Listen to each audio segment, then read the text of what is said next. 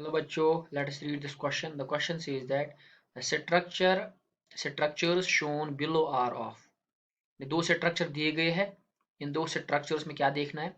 In the above structures and B respectively are, यानी पहला structure क्या है और दूसरा क्या है? Option A is polymetaphosphoric acid and pyrophosphoric acid. Option B is polymetaphosporic acid and cyclotrimetaphosporic acid. Option C is orthophosphoric acid and pyrophosphoric acid. And option D is pyrophosphoric acid and orthophosphoric acid. तो हमारे इस question का जो की concept है, हमारे इस question का जो की कॉन्सेप्ट है वो ये है कि sulphur, phosphorus and sulphur, phosphorus forms many oxo acids like, क्या क्या बनाता है? पहला ही होगा इसका H3PO4, जिसका नाम है ऑर्थोफॉस्फोरिक एसिड. Orthophosphoric acid. और इसका स्ट्रक्चर क्या है? इसका स्ट्रक्चर ऐसे P डबल बॉन्ड O, यहाँ पे OH, यहाँ पे आएगा एक और OH और यहाँ पे आएगा हमारा H3OH एक और. तो इसका स्ट्रक्चर है ऑर्थोफॉस्फोरिक एसिड का. और दूसरा हमारा है H3PO3. H3PO3 का अगर मैं स्ट्रक्चर ड्रा करूं, इस H3PO3 को हम बोलते हैं ऑर्थोफॉस्फोरस एसिड. और इसका स्ट्रक्चर है P डबल बॉन्ड O, यहाँ पे होगा H, यहाँ पे हमारा एक और OH और यहाँ पे एक और OH. तीसरा होगा हमारा H3PO2. H3PO2 को हम बोलते हैं हाइपोफॉस्फोरस एसिड.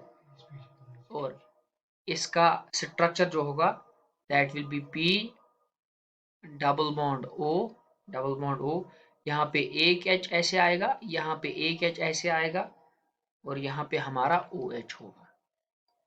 और इसके बाद जो फॉस्फोरस है वो बनाता है एक और ऑक्सो एसिड, जो स्पेशल ऑक्सो एसिड है, जिसकी फॉर्मूला होती है HPO3 थ्राइस, यानी ट्राइमेराइज होके HPO3 का ट्राइमेराइज होता है.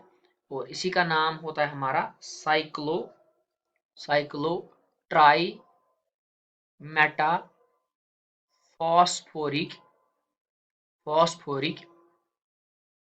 एसिड.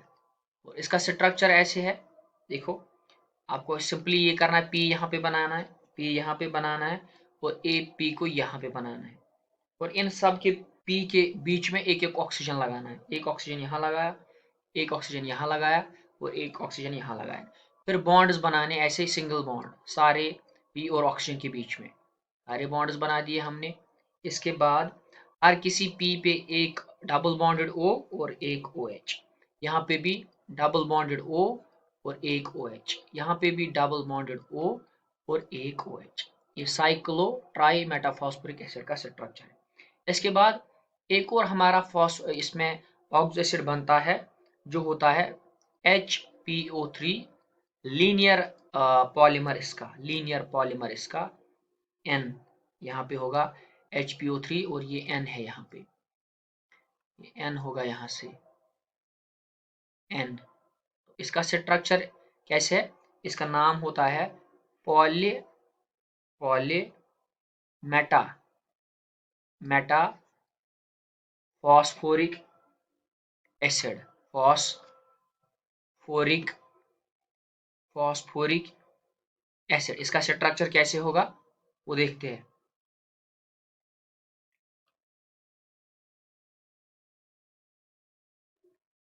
तो इसका स्ट्रक्चर ऐसे होगा. सिंपली हम क्या काम करेंगे, P एक यहाँ पे एक और P बनाएंगे और यहाँ पे एक और P बनाएंगे. फिर इनके बीच में एक ऑक्सीजन का लिंकेज रख दो, ठीक. फिर हर किसी फॉस्फोरस पे डबल बॉन्ड बनाओ, डबल बॉन्ड ऑक्सीजन का. लेकिन उल्टी डायरेक्शन में। यहाँ पे डबल बॉन्ड O बनाया, फिर ये O है, इसके साथ भी ऐसे ही जुड़ा होगा यहाँ पे, और यहाँ पे एक OH होगा, यहाँ पे एक OH होगा, और यहाँ पे इसका एक OH होगा, और यहाँ से भी हमारा ऑक्सीजन जुड़ा होगा। ये इसका स्ट्रक्चर है पॉलीमेटाफॉस्फोरिक एसिड का।